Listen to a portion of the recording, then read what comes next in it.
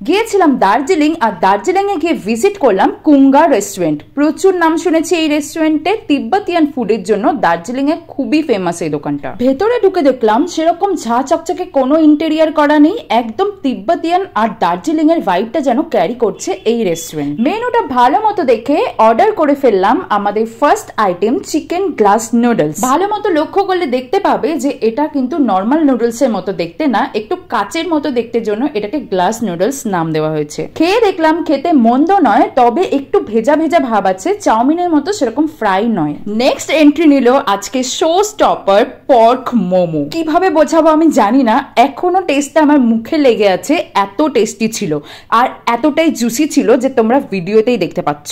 তোমরা যারা মোমো লাভার তারা একবার হলেও দার্জিলিং এ এই কুঙ্গা রেস্টুরেন্ট থেকে মোমো খেয়ে দেখো। এখানে কোয়ান্টিটি কিন্তু হিউজ, এক প্লেট মোমো নিয়ে কিন্তু একজন শেষ করতে পারবে। দামগুলো আমি সব স্ক্রিনে মেনশন করে দেবো। টাটা।